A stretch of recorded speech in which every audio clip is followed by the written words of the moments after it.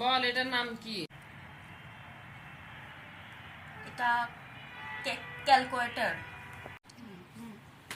চোখ দিয়ে নিশ্চয়। এটা কি? এটা কি কি লেখা আছে? আইশোডের প্যালেট। এটা ক্যালকুলেটর না। ভালো করে চোখ দিয়ে নিস। দেখ দেখ এটা কি? এটা কি বল, তাড়াতাড়ি বল এটা কি? এটা রং মাখার প্লেট।